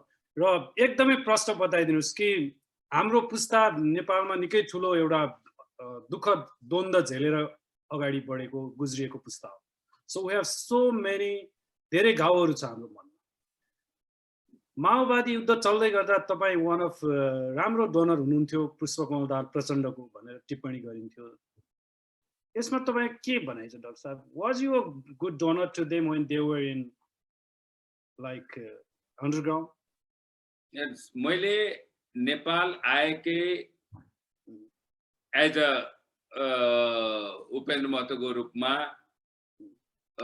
एज अ व्यवसायीको रूपमा एनआरएन सुरु गर्ने बेलामा र मेरो पहिलो भेट नै 2003 को सुरुवातमा उहाँहरूसँग भेट भएको थियो। पहिलोपल्ट मैले त्योभन्दा अगाडि पनि चिनेको थिइनँ, भेट पनि भएको थिएन र पहिलोपल्ट भेट हुँदाखेरि एनआरएनकै विषयमा कुरा गर्नको लागि र मैले एउटा कुरा मात्रै उहाँलाई भनेको थिएँ कि तपाईहरू देशमा यति धेरै ठुलो जुन क्रान्ति गर्नुभयो, आन्दोलन गर्नुभयो, आफ्नो जीवनलाई दाउमा लगाउनु भयो, धेरैजनाको जीवन दाउमा लागे, के को लागि भनेदेखि देशलाई समृद्ध बनाउन, देशलाई सुखी बनाउन, देशलाई चाहिँ धनी बनाउन। एनआरएन मुभमेन्ट पनि त्यसैको पार्ट हो। एनआरएनले पनि त्यही अभियानको लागि भइरहेको हुनाले त्यो बेलामा धेरै हडताल हुने, बन्द हुने, यो चाहिँ कमसे कम एनआरएनको मुभमेन्ट हामीले अक्टोबरमा गर्न लागेका छौँ। त्यो बेलामा हडताल नगरिदिनु होला, बन्द नगरिदिनु होला। यदि त्यति हामीलाई र हामी सुरक्षित हुन चाहन्छौँ, त्यो यदि तपाईहरुले हामीलाई विश्वास दिलाउनुहुन्छ भने हामी चाहिँ नेपालमा यो सम्मेलन गर्छौँ र यो अक्टोबरमा गर्ने भइरहेछ भनेर भन्दाखेरि उहाँले केही बेर सोचेर हामीलाई सोच्न दिनुस्, तर सोच्न दिनुस् भनेर त्यहाँ भोलि पर्सि आउनुस् भनेर होइन, एकछिनमै त्यही मैले पहिलोपल्ट बाबुराम भट्टराई र प्रचण्डज्यूसँग दुवैजना एउटै ड्रेसमा आउनुहुन्थ्यो, एउटै किसिमको ड्रेस सँगै बसेर मैले कुरा गर्दाखेरि उहाँहरूले हुन्छ तपाईहरुले गर्नुस्, यो 3-4 दिन जुन तपाईहरुको जुन प्रोग्राम हुने हो त्यो बेलामा कुनै किसिमको हामी बन्द गर्दैनौँ, हडताल गर्दैनौँ, त्यसरी भएको हो। त्यसकारण यो विभिन्न मलाई एउटा कुरा कस्तो हुन्छ भनेदेखि किरणजी, जोसँग जे छ नि उसको लगाव भए पनि नभए पनि त्यो कुरामा चाहिँ उसलाई बढी नै मानिसहरूले विभिन्न किसिमबाट, त्यसको मात्रै होइन, जम्मैले तपाईले भन्नु सबै राजनीतिक दलहरूलाई चाहिँ ठुलो एउटा डोनरको रूपमा उहाँ छ। इभन मधेस आन्दोलनको ठुलो डोनरको रूपमा सबै ठाउँमा त्यो जोड दिने जुन गर्छन्। मैले देशको समृद्धिको बाटोको कुरा गर्ने, देशको समृद्ध बनाउने चाहिँ सपना देख्ने, अनि मलाई कुनै पनि आन्दोलनको कुनै पनि विशेष पार्टीगत रूपकोलाई डोनेसन दिएर मेरो इन्ट्रेस्ट के त, या त मेरो पैसा कमाउने इन्ट्रेस्ट हुनु पर्यो, नेपालमा आएर म एउटा ठुलो पैसा कमाउँछु अनि त्यसकारण मैले उहाँहरूलाई चाहिँ केही दिनु पर्यो, त्यो मेरो इन्ट्रेस्टै छैन। त्यो नहुँदाखेरि मैले किन दिनुपर्ने? त्यसकारण यो कुराहरूलाई मानिसले धेरै गलत किसिमबाट पनि व्याख्या गरेको छ। तर यसको मतलब म दिदिनँ भने पनि होइन। मैले धेरै सामाजिक कार्यहरूमा पनि दिइरहेको छु, राजनीतिक दलहरूलाई पनि दिइरहेको हुन्छु, व्यक्तिगत मित्रहरूलाई पनि दिइरहेको हुन्छु। आजको कार्यक्रममा एकदमै हामी अन्तिममा हुनाले तपाईको फिलन्थ्रोपीको निकै एउटा ठुलो पाटो छ, त्यसको लामो सूची छ। आज मैले त्यसलाई चाहिँ नि बहसमा ल्याउन भ्याइन। क्लाइमेक्समा तपाईले गत वर्ष सम्पन्न एनआरएनए आइसिसी को अधिवेशन चाहिँ किन बहिष्कार गर्नुभएको छ? एउटा कुरा, एनआरएनए को तपाईले सुरुदेखिकै उद्देश्य नै हेर्ने हो भने र यो कसरी सुरु भयो भन्नेमा हेर्ने हो भने यो कुनै एउटा यस्तो संस्था होइन जुनमा कुनै विशेष राजनीतिक दलहरूको राजनीतिलाई अगाडि बढाउने अथवा कुनै राजनीतिक एजेन्डा भएको। यो गैर आवासीय नेपाली अभियान त्यो बेलामा मात्रै सफल र हाम्रो मेहनत र हामीले गरेको कुराहरू त्यो बेलामा मात्रै सही हुन्छ जब यसले सामूहिक रूपमा सबै नेपालीहरूले मिलेर देश विकासको लागि र आर्थिक कुरामा जब एक हुन्छ, कुनै पनि राजनीतिक दलसँग विशेष सम्बन्ध नराखिकन अगाडि बढाउँछ। तर त्यो बेलामा के भयो भनेदेखि चुनावको अवश्य पनि माहौल थियो। म चुनावको विरोधी होइन, म जहिले पनि लबी गर्छु सकेसम्म कन्सेन्ससमै होस्, सबैले मिलेरै नेतृत्व छानौँ। तर त्यो बेलाको जुन माहौल थियो कि राजनीतिक दलहरूले यति त्यसमा प्रभाव जमाइसकेका थिए कि मेरो मनले त्यो कुरा मानेन त्यहाँ गएर यसरी।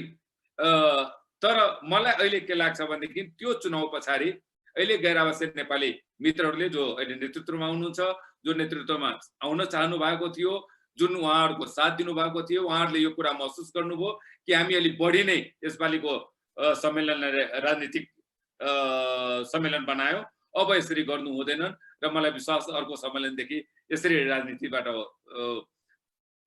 दबाव किसिमका सम्मेलन चाहिँ हुने छैन।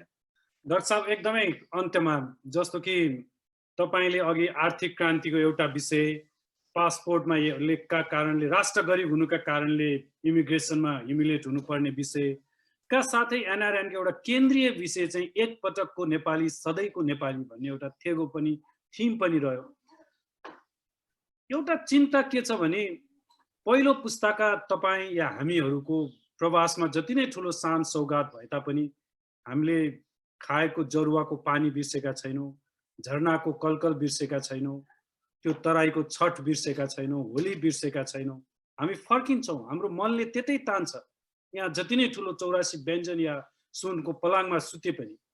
तर मेरो छोरी 5 वर्षकी छ, उसको बाल्यकाल टाइम्स स्क्वायरमा फोटो खिचेर बित्यो, उसको बाल्यकाल स्ट्याचु अफ लिबर्टीलाई हेरेर बितेको छ, उसको बाल्यकाल एम्पायर स्टेटबाट न्युयोर्क सिटीको ब्युटी हेरेर बितेको छ, उसको बाल्यकाल रियरली ज्याक्सन हाइटमा तर मोमो रियरली खाएर बितेको छ, पिज्जा बर्गरमा बितेको छ।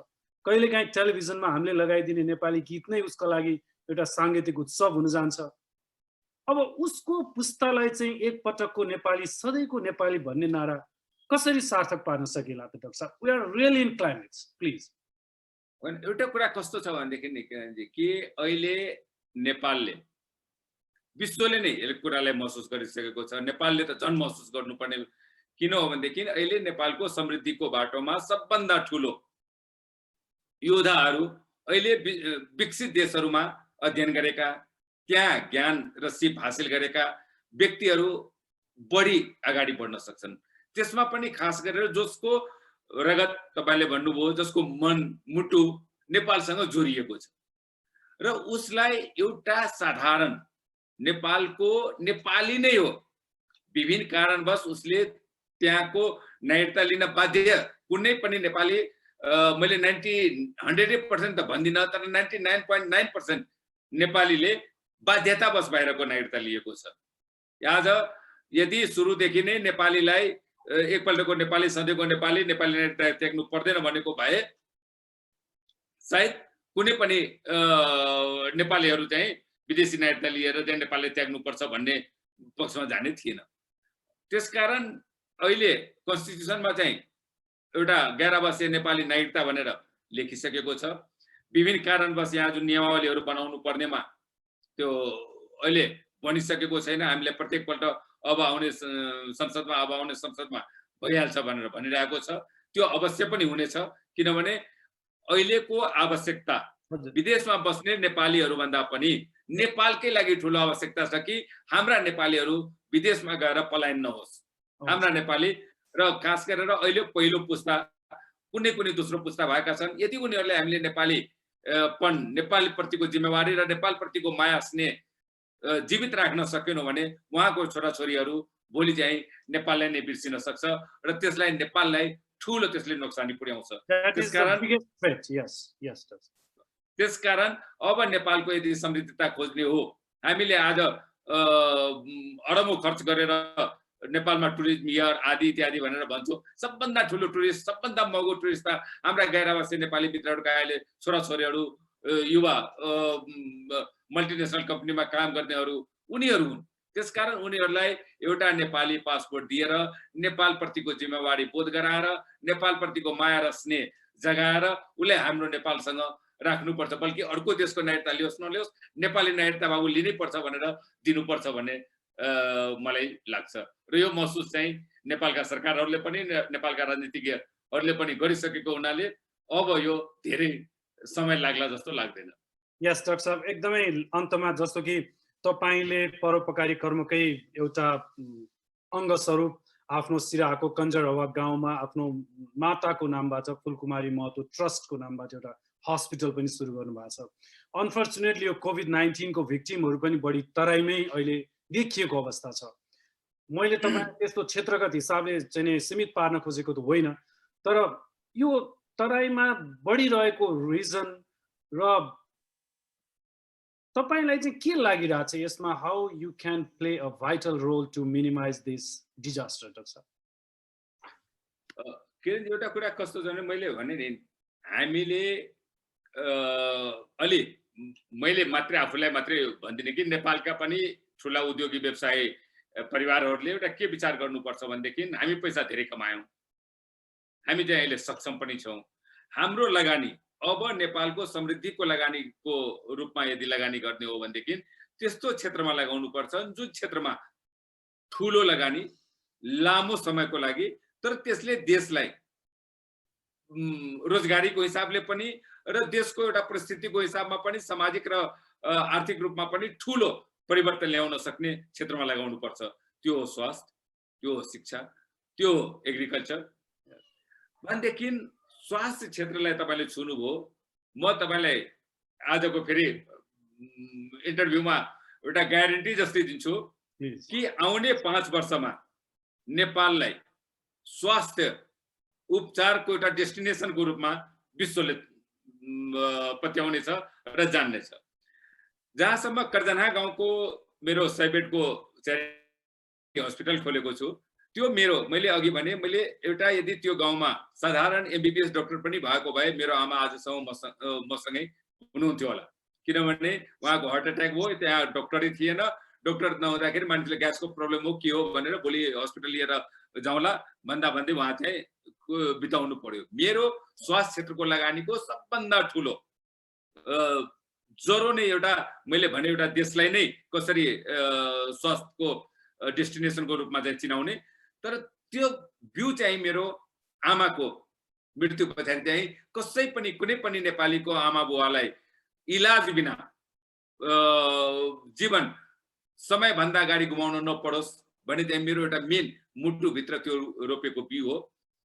र अहिलेको अवस्थामा जुन कोभिडको खास गरेर मधेस क्षेत्रमा अलि बढी नै बढेको, त्यो त हाम्रो इन्डियासँग बोर्डर भएको हुनाले पनि, र अलिकता के छ भनेदेखि मधेसमा सरसफाइ अलिकता डिसिप्लिन जुन हामीले भन्छौँ यो सामाजिक दूरीदेखि लिएर आदि कुराहरू पनि क्वारेन्टाइन आइसोलेसनहरूको कुरामा पनि त्यति अशिक्षा पनि एउटा त्यसको कारण हो। हाम्रो छिमेकी देशबाट आउँदाखेरि त्यसको प्रपर त्यो पनि एउटा कारण हो।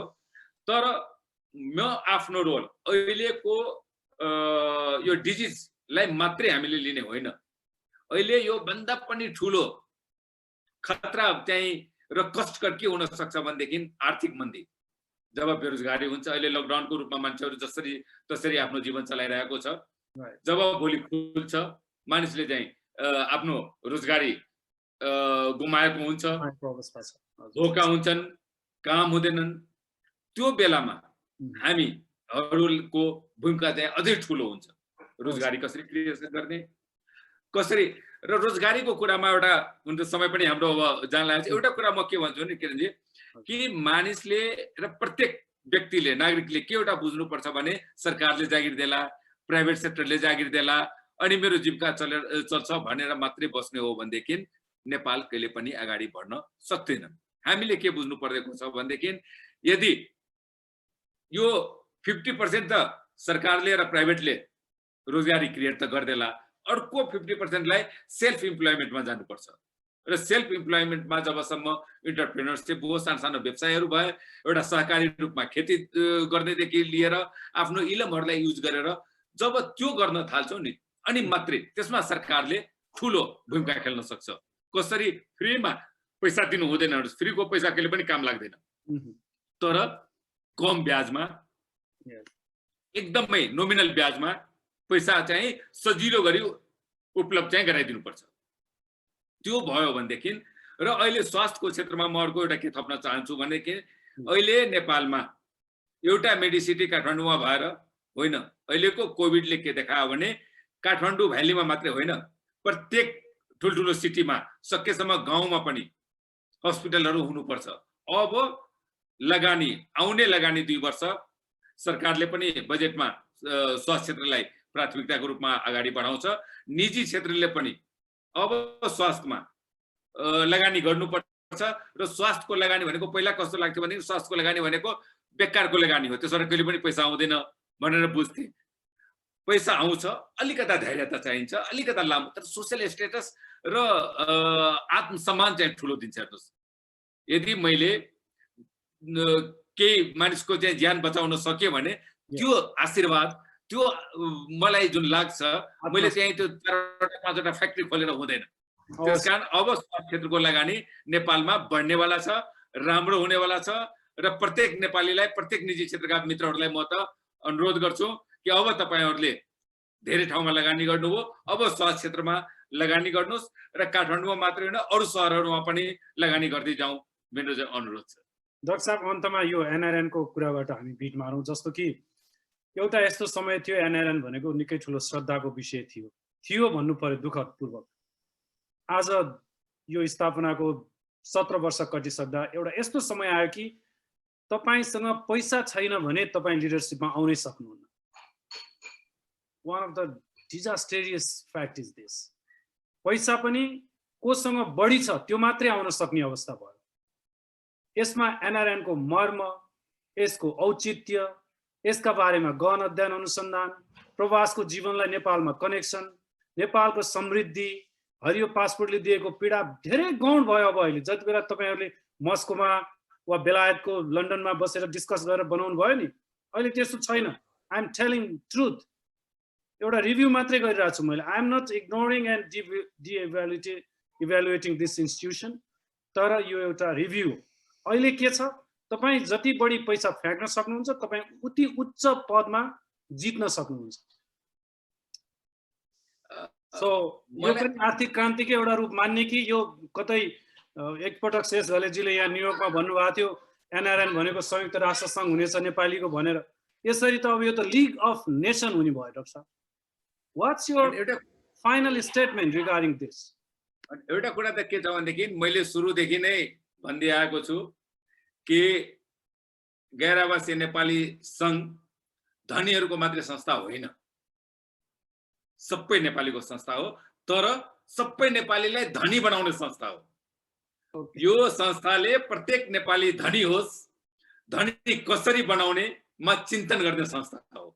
अब जहाँसम्म नेतृत्वमा जाने कुरा छ, हेर्नुस्, नेतृत्वमा जान धेरै पैसा चाहिन्छ भन्ने चाहिँ त्यो नराम्रो हो, तर केही पैसा त चाहिन्छ, किनभने यो सामाजिक संस्था हो। तपाईले उडेर जानुपर्छ अरु देशमा, अब तपाईले भन्नुलाई यो संस्थाले मलाई पैसा दियोस्, टिकट किनिदियोस्, त्यो अहिले अवस्थामा चाहिँ पुग्दैन। किनभने यो संस्था डाक्टर साहब अरूलाई भोट किन्न चुनावी प्रक्रियामा नै यति ठुलो खर्च हुन्छ कि त्यसपछिका च्यारिटी, ट्राभल भन्ने कुरा त माइनर भयो अहिले। डाक्टर साहब, त्यो 2 दिन अब आउने सम्मेलनमा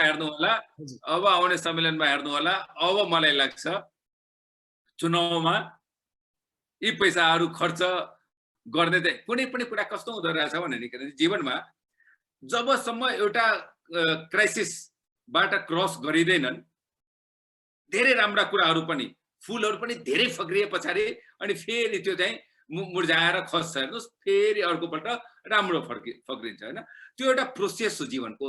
अहिले एनआरएन चाहिँ खाली के थियो भने बढ्दै गइरहेको थियो, सबै कुरा ठिक थियो, तर जुन कुरा जुन दुःखबाट पास गर्नुपर्ने थियो यो वर्ष पास हो। पैसाको कुरामा पनि चुनावमा खर्च गरेकै हो, राम्रै खर्च गरेको हो। राजनीतिक दलहरूको प्रभावको कुरामा पनि अब आउनुभयो भनेदेखि एउटा नयाँ एनआरएन हेर्नुहुनेछ। त्यो एनआरएन जसले यो दुःखहरू भोगिसकेका र राजनीतिक दलका नेताहरूले पनि के बुझ्नुभयो भने एनआरएनलाई कमसेकम एउटा अछुतो राख्दियौ, यसलाई त राजनीतिबाट टाढा राख्दियौ, किनभने यो त एउटा साझा संगठन हो जसले चाहिँ नेपालमा कसरी समृद्धि, कसरी आर्थिक क्रान्ति गर्ने, कसरी आर्थिक रूपमा अगाडि बढाउने भन्ने संस्था हो। यो त सबैलाई चाहिने हो नि भनेर म तपाईलाई एउटा के विश्वास दिलाउन चाहन्छु भने आउने सम्मेलन पैसा खर्च गर्ने सम्मेलन चाहिँ हुँदैन। अफ कोर्स 2021 को अक्टोबरमा म काठमाडौँमा हुनेछु। दुर्भाग्यवश तपाईलाई यो प्रश्न सोध्नु नपरोस् फेरि मैले। मलाई लाग्छ पर्दैन यो प्रश्नको चाहिँ तपाईले नसोचिकन आयो हुन्छ। हजुर, र सो डिनर पनि तपाईको वेट गरिरहनु भएको छ भाउजूले। तपाई के खानुहुन्छ खास खानेकुरामा चाहिँ एकदमै फाइनल? हैन, म चाहिँ एकदमै सादा खाना बढी मन पराउँछु हैन। एज अ होल नेपालीहरूले खाएकै जस्तै कुनै स्पेशल मेन्यु मेरो त्यस्तो हुँदैन।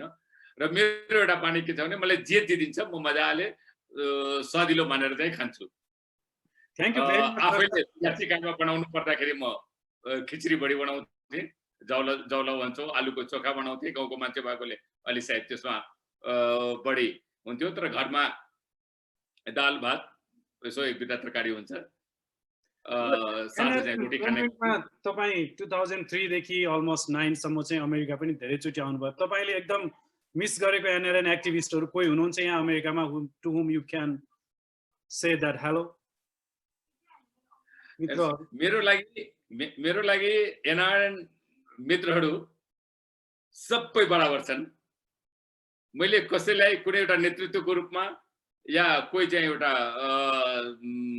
सामाजिक संस्थामा काम गरिरहेको रूपमा मैले कसैले पनि लिदिनँ।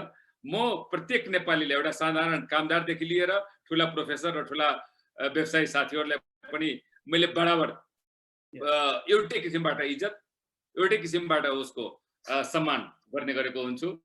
त्यसैले म सबै अमेरिकामा बस्ने मित्रहरूलाई र अहिले फेसबुकबाट संसारभरि रहेका मित्रहरूले जसले हेरिराख्नु भएको छ, म सबैलाई आभार प्रकट गर्न चाहन्छु र एउटै कुरा भन्न चाहन्छु, यो जीवन सानो होइन, लामो छ।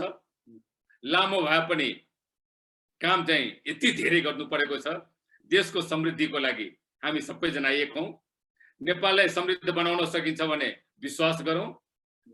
त्यसको लागि आफू सुरक्षित रहौं, स्वस्थ रहौं र दिनमा कम से कम दिल खोलेर 2-4 मिनेट चाहिँ हाँस्ने गरौं। अवश्य डाक्टर साहब, तपाईको समय र विचारको लागि म हार्दिक धन्यवाद दिन चाहन्छु। हाम्रो निर्धारित समय भन्दा पनि अलिकति मैले चेपे समय, त्यसको लागि पनि क्षमा चाहन्छु। र माई रिगार्ड्स टु भाउजू एज वेल र बाबु नानी। र यस अफ कोर्स जीवन लामो होला, तर तपाईले हिरा जस्तै चम्किलो जिन्दगी बाँच्नु भयो। तपाईलाई हार्दिक बधाई छ। अझ प्रगति होस् तपाईँ। Thank you very much doctor साहब। धन्यवाद। हाम्रो सपना चाहिँ सबैजना मिलेर साकार गरौँ, देशलाई समृद्ध बनाऊ। I wish you all